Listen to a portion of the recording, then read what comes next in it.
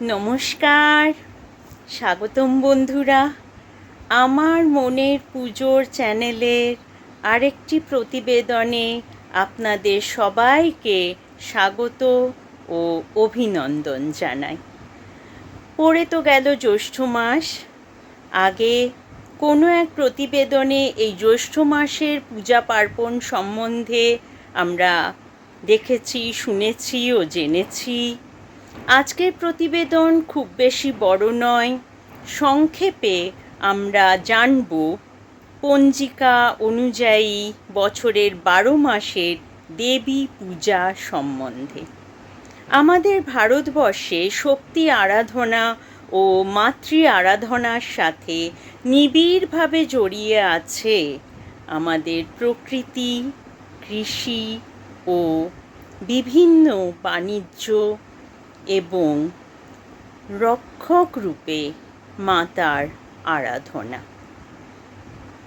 এই 12 মাসে দেবী পূজার বিভিন্ন রূপ অনুযায়ী আমরা আলোচনা করব এবং পূর্ণিমা ও অমাবস্যা ক্ষেত্র বিশেষে এই পূজার আলোচনা হবে।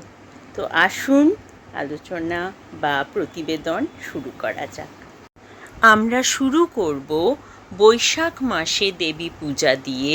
বৈশাখ মাসে মায়ের এক বিশেষ রূপ হলো মাতা গন্ধেশ্বরী, যাকে পূজা করা হয় বৈশাখ পূর্ণিমা তিথিতে এবং গন্ধবণিক সম্প্রদায় দ্বারা। জ্যৈষ্ঠ মাসে পালিত হয় প্রতি মঙ্গলবার জয় মঙ্গলবার ব্রত। সংসারের কল্যাণ সাধনে মায়ের পূজা হয়ে থাকে মঙ্গলচণ্ডী রূপে। আষাঢ় মাসে কামরূপ কামাখ্যায় পূজিতা হন মাতা কামাখ্যা।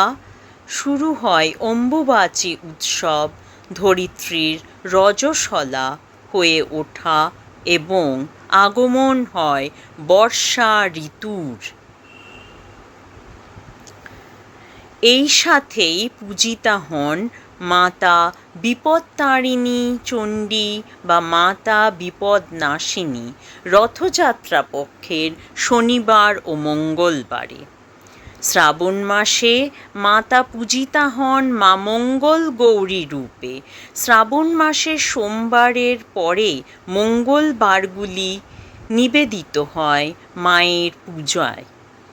স্বামীর আরোগ্য ও সংসারের মঙ্গল কামনায় মহিলারা করে থাকেন এই মঙ্গল গৌরী ব্রত ভারতবর্ষের বিভিন্ন প্রান্ততে। চলে আসছি ভাদ্র মাসে ভাদু উৎসব। মাতা ভদ্রেশ্বরী বা ভদ্রার পূজা হয়ে থাকে ভদ্রাবতী রূপে।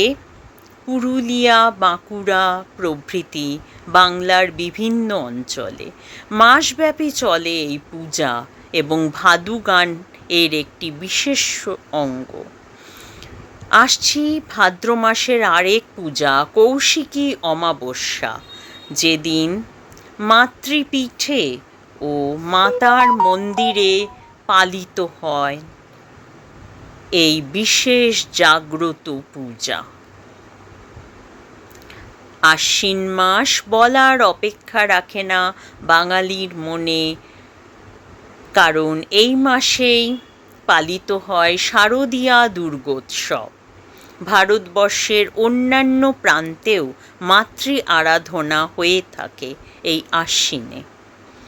কার্তিক মাসে মা পূজিতা হন অমাবস্যা পক্ষে শ্যামাকালী রূপে এবং শুক্লপক্ষে মায়ের অসাধারণ জগদ্ধাত্রী রূপের পূজা হয়ে থাকে এই বাংলায়।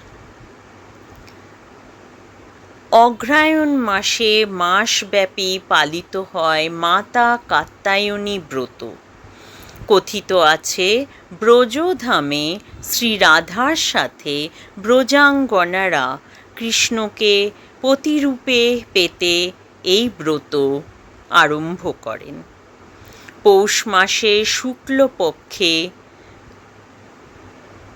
কৃষ্ণপক্ষে পালিত হয় পৌষ কালী পুজো এবং শুক্লপক্ষে পালিত হয় দেবী শাকম্ভরীর পূজা পৌষ পূর্ণিমাতে।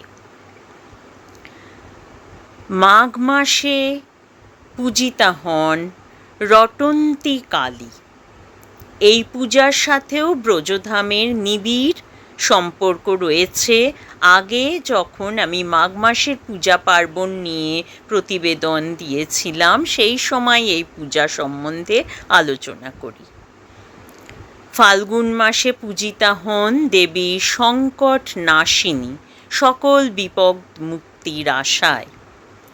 চৈত্রতে পালিতা হন জরাব্যাধি অবসানের জন্য মাতা শীতলা এবং ধরিত্রীকে ধনধান্যে ও অন্নে পরিপূর্ণ করে থাকেন মাতা অন্নপূর্ণা।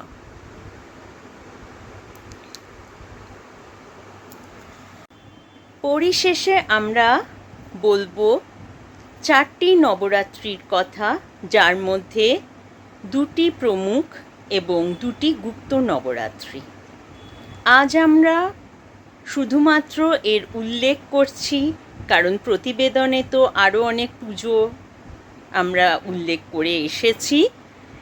এই প্রমুখ নবরাত্রির মধ্যে হলো শরৎকালে অনুষ্ঠিত শরৎ নবরাত্রি, যা শ্রীরামচন্দ্র শুরু করেছিলেন, এবং চৈত্র নবরাত্রি, যা সুরথ রাজা শুরু করেছিলেন। গুপ্ত 2 নবরাত্রি পূজিত হয় মাঘ মাস ও আষাঢ় মাসে। আমার পূর্বের কিছু প্রতিবেদনে এদের মাত্র উল্লেখ করা আছে। আসন্ন কোনো এক সময়ে আমরা এদের সম্বন্ধে বিস্তারিতভাবে জানব। ভালো থাকবেন সবাই। দেবী মায়ের আশীষ সবার ওপর বর্তিত হোক। নমস্কার। আজ এইখানেই শেষ করলাম।